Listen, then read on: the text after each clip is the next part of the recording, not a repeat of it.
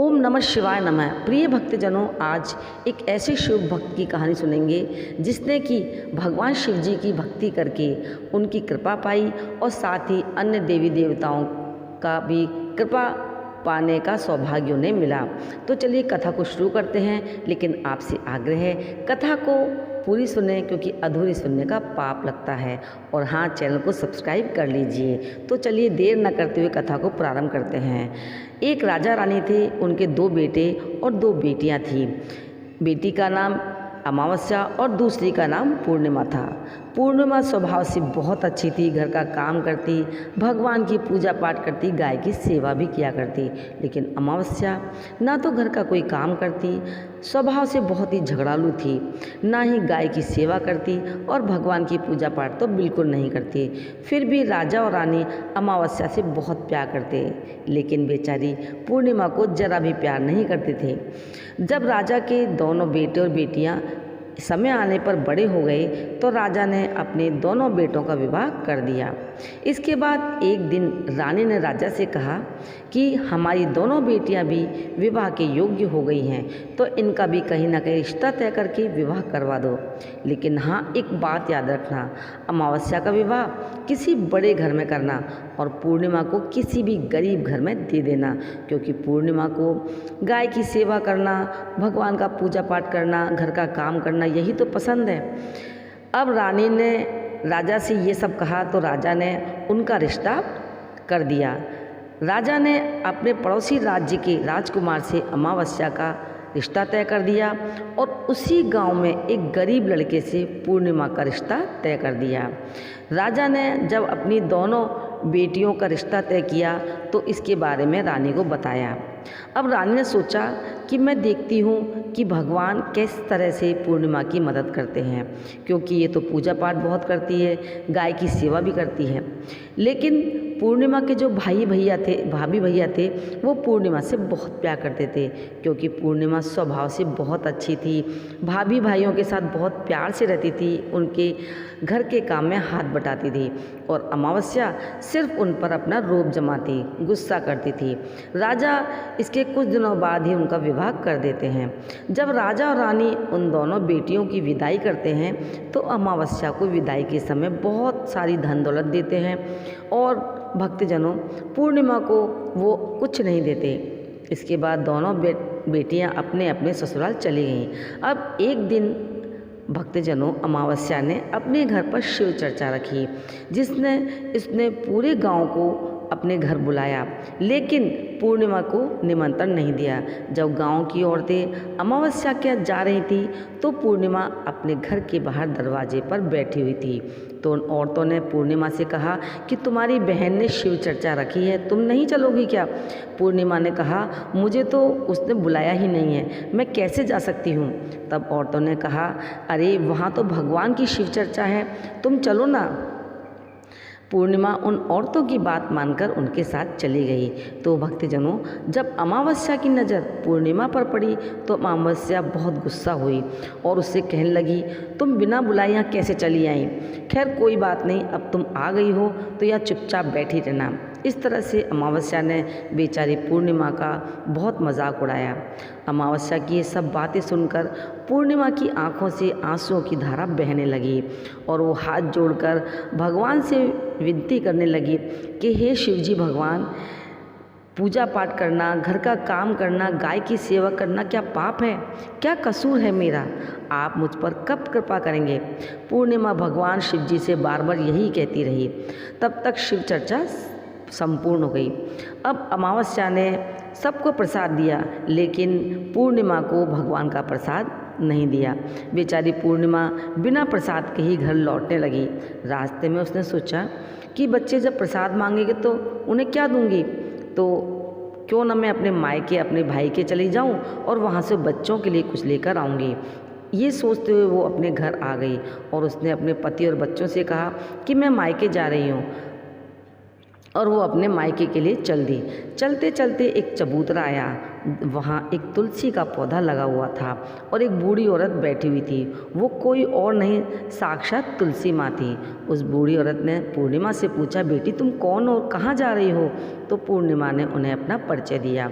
तब बूढ़ी औरत ने पूर्णिमा से कहा, ये तुलसी का पौधा सूख रहा है, क्या इसमें थोड़ा सा पानी डाल दोगी? तो पूर्णिमा ने उस तुलसी में पानी डाला और वहाँ चबूतरे की साफ़ सफाई की और इसके बाद बूढ़ी औरत को नहलाया, उनके पैर दबाए और पूछा, क्या कोई और काम भी है? तो उसने कहा आशीर्वाद देते हुए, नहीं बेटी कोई काम नहीं है, लेकिन तुम आते समय मुझसे मिलकर जाना। पूर्णिमा ने कहा कि ठीक है माँ जी, और वो वहाँ से चल दी। चलते चलते आगे एक शिव जी का मंदिर आया। वहाँ भोलेनाथ बूढ़े बाबा का भेष बनाकर बैठे हुए थे। वो कोई और नहीं, भगवान स्वयं भोलेनाथ थे। उन्होंने पूर्णिमा से कहा, बेटी तुम कौन हो, कहाँ जा रही हो? पूर्णिमा ने फिर से उन्हें परिचय दिया। तो बूढ़े बाबा ने पूर्णिमा से कहा, इस चबूतरे उस मंदिर की साफ़ सफाई कर दो। तो पूर्णिमा ने कहा ठीक है बाबा। तो पूर्णिमा ने चबूतरे और मंदिर की साफ़ सफाई की, पूजा पाठ किया और फिर बूढ़े बाबा को प्रणाम किया और पूछा, कोई और काम है बाबा?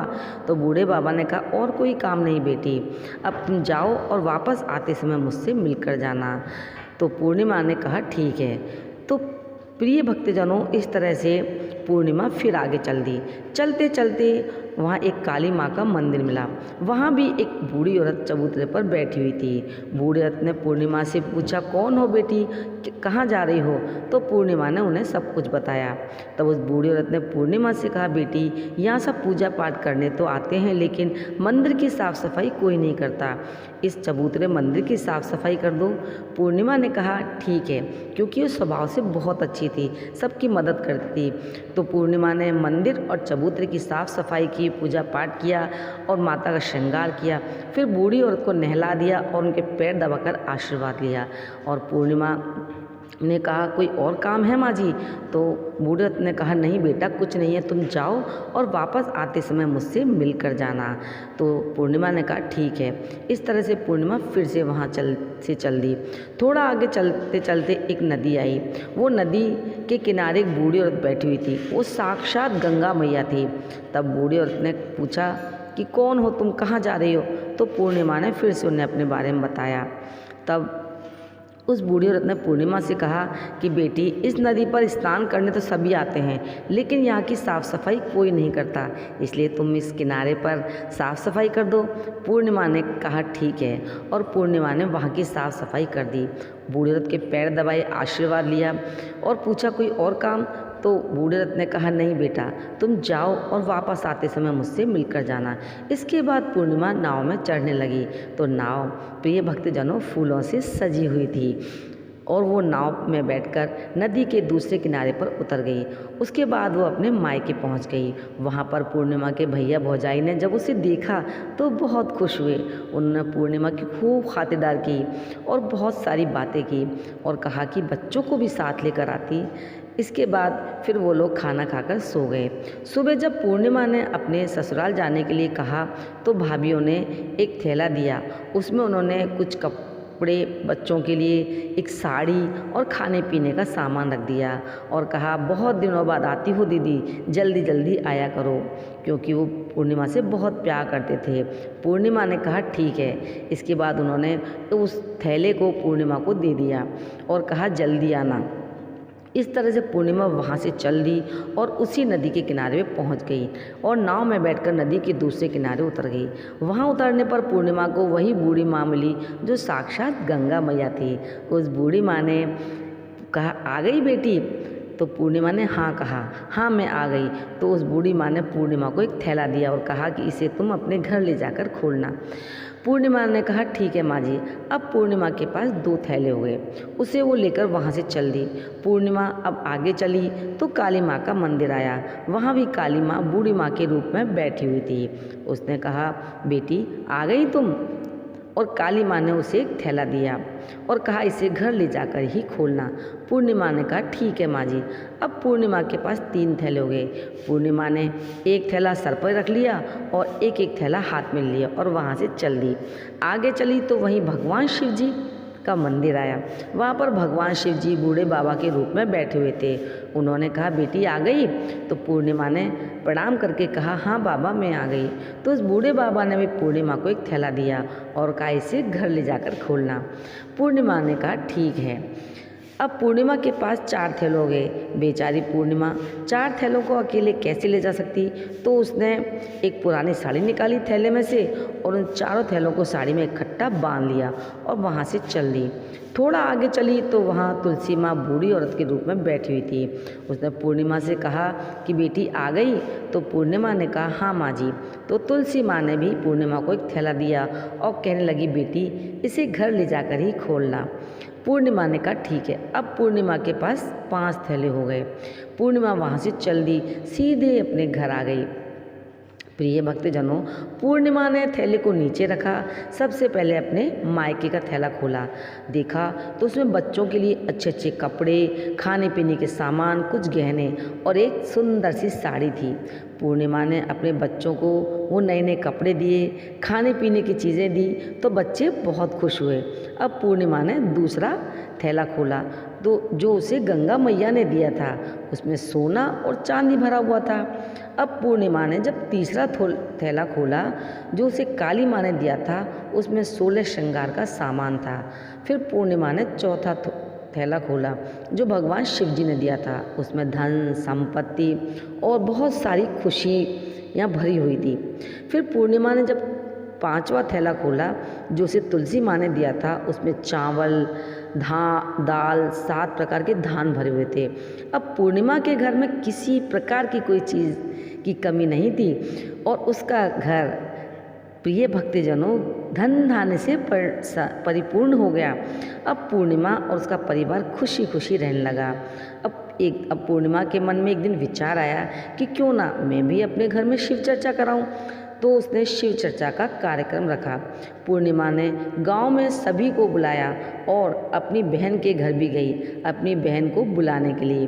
अब अमावस्या ने अपनी बहन के घर जब अमावस्या अपनी बहन के घर शिव चर्चा में गई तो उसने देखा कि पूर्णिमा के घर में किसी चीज़ की कोई कमी नहीं है। तब अमावस्या ने पूर्णिमा से कहा कि तुम्हारे घर में इतनी धन दौलत कहाँ से आई?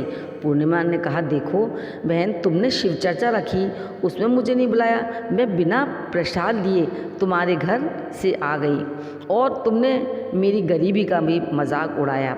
इसके बाद जब मैं अपने घर आ रही थी तो रास्ते में मेरे मन में विचार आया कि घर पर बच्चे जब प्रसाद मांगेंगे तो मैं उन्हें क्या दूंगी। इसलिए मैंने सोचा कि मैं मायके चली जाऊं और वहाँ से मैं कुछ बच्चों के लिए लेकर आऊं। उसे जो कुछ भी उसके साथ हुआ था सारी बातें अमावस्या को बता दी। तब अमावस्या ने के मन में लालच आ गया और उसने पूर्णिमा से कहा कि बहन तुम मुझे प्रसाद मत दो और मुझे डांटो। तब पूर्णिमा ने कहा, अरे ये तो भगवान का प्रसाद है, सबको दूंगी तो तुम्हें नहीं दूंगी। लेकिन प्रिय भक्तजनों, अमावस्या ने प्रसाद नहीं लिया और अपने घर चली गई। घर जाकर अपने बच्चों से कहकर वो अपने मायके के लिए चल दी। चलते चलते रास्ते में वहीं तुलसी माँ मिली जो चबूतरे पर बूढ़ी माँ का रूप रख के बैठी हुई थी। बूढ़ी माँ ने अमावस्या से पूछा, बेटी तुम कौन हो, कहाँ जा रही हो? ये तुलसी का पौधा सूख रहा है, इसमें थोड़ा सा पानी डाल दो, चबूतरे की साफ सफाई कर दो। तो अमावस्या ने कहा, ए बुढ़िया तुझे दिखाई नहीं देता मैंने कितनी महंगी साड़ी पहन रखी, गंदी हो जाएगी। ऐसा कहकर वो वहाँ से चल दी। फिर भगवान शिव जी मिले, उनके साथ भी उन्होंने ऐसा ही किया। काली माँ मिली, काली माँ को भी उसने इस तरह का ही जवाब दिया। इसके बाद आगे उसे गंगा मैया मिली तो प्रिय भक्तजनों गंगा मैया को भी उसने इसी तरह का जवाब दिया। इसके बाद जब अमावस्या नाव में बैठने लगी तो नाव में फूलों की जगह कांटे थे जो उसके पैरों में चुभ गए। वो दूसरे किनारे पर उतरकर अपने घर चली गई। वहाँ पे जब उसकी भाभी भैयाओं ने देखा तो आपस में कहने लगी, काम की ना काज की और आ गई यहाँ, ये बला कहाँ से आ गई? अब आ ही गई हैं तो ठीक है। पूर्णिमा तो क्योंकि अपनी भाई भाभीयों के काम में हाथ बटाती थी, लेकिन ये तो कोई काम ही नहीं करेगी। अब उन्होंने खाना बनाया और खाना खाकर सो गए। बेमन से उसका स्वागत किया। अमावस्या सुबह उठी, अपनी भाभीयों से कहा कि मैं अपने ससुराल जा रही हूँ। तो उन्होंने कहा ठीक है जाओ। अमावस्या बोली कि पूर्णिमा को तुमने एक थैला दिया था, मुझे कुछ नहीं दोगी क्या? भाभीयों ने कहा तुम घर जाओ, थैला तुम्हारे घर पहुंच जाएगा। फिर वहाँ से चल दी। नदी किनारे आकर नाव में बैठकर दूसरे किनारे पहुंची। वहाँ गंगा मैया बूढ़ी माँ का रूप धारण करके बैठी हुई थी। प्रिय भक्तजनों, बूढ़ी माँ से भी उसने कहा कि मुझे एक थैला दो, जो तुमने पूर्णिमा को दिया था, मुझे नहीं दोगी क्या? तो बूढ़ी माँ ने कहा कि तुम घर जाओ, थैला तुम्हारे घर पहुंच जाएगा। इसके बाद काली माँ ने भी ऐसा ही कहा और भगवान भोलेनाथ ने भी इसी तरह से कह दिया। इसके बाद तुलसी माँ ने भी यही कहा। जब अपने घर पहुंची तो उसके आंगन में 5 थैले रखे हुए थे। अमावस्या ने मन में सोचा कि अब तो मेरे ऊपर बहुत बड़ी कृपा हो गई, मैं तो धन धान्य से परिपूर्ण हो जाऊंगी। उसने जल्दी जल्दी से सभी थैलों को खोला तो उसे किसी में मिट्टी, किसी में पत्थर, तो किसी में कंकर, किसी में कोयला, किसी में सांप बिच्छू भरे हुए थे। ये सब देखकर उसने अपना सर पकड़ा और कहने लगी, हे भगवान, मुझे मायके से भी कुछ नहीं मिला और इन थैलों से भी कुछ नहीं मिला। इसके बाद अमावस्या दौड़ती हुई अपनी बहन पूर्णिमा के घर गई। पूर्णिमा से कहने लगी कि भगवान ने तुझे इतना सब कुछ दिया, मुझे तो कुछ भी नहीं मिला, क्यों? तब पूर्णिमा ने कहा कि बहन, जब मैं मायके जाती हूँ तो अपनी भाभीयों के साथ मिलकर काम करती हूँ। तुमने जबकि कभी उनकी इज्जत नहीं की, बल्कि उन्हें भला बुरा ही कहा। फिर बताओ वो तुम्हें क्या देती? इसके बाद तुमने गंगा मैया, काली माँ, भगवान शिव जी और तुलसी माँ का भी अपमान किया, इसलिए उन्होंने तुम्हें कुछ नहीं दिया। तब अमावस्या कहने लगी, बहन मुझे माफ़ कर दो, मैंने तुम पर हमेशा अत्याचार किए और तुमसे कभी ढंग से बात नहीं की, इसलिए मुझे कहीं कुछ नहीं मिला। कोई बात नहीं, अब मैं भी भगवान की भक्ति करके सब कुछ प्राप्त करूंगी। मुझे बताओ कि मुझे क्या करना चाहिए? तो पूर्णिमा ने कहा कि बहन, तुम सबसे पहले जिससे भी तुमने बुरा भला कहा है उनसे अपनी क्षमा मांग लो। भगवान का ध्यान करो, ओम नमः शिवाय का जाप करो और अपने हृदय में भगवान को बसा लो। उनकी पूजा पाठ सच्चे मन से करो। मेरे पास कुछ नहीं था, फिर भी मैंने भगवान की भक्ति की तो भगवान ने मुझे इतना सब कुछ दिया, और तुम्हारे पास क्योंकि भगवान का तुमने अपमान किया, इसलिए जो भी था वो भी समाप्त हो गया। इसके बाद ये सब कुछ सुनकर अमावस्या अपने घर आई और भगवान की पूजा पाठ करने लगी। भगवान शिव जी से माफ़ी मांगी, गाय की सेवा करने लगी, दूसरों की मदद करने लगी। तो प्रिय भक्तजनों, जब हम भगवान की भक्ति करते हैं, दूसरों का सम्मान करते हैं, सबकी सेवा करते हैं, सबकी समय समय पर मदद करते हैं, तो भगवान भी हमें सब कुछ देते हैं, उनकी कृपा प्राप्त होती है। तो आपने कथा सुनी, अगर ये कथा आपको पसंद आए तो लाइक करें, शेयर करें और चैनल पर नए हों तो सब्सक्राइब करें और कमेंट बॉक्स में ओम नमः शिवाय लिखना ना भूलें। नमस्कार।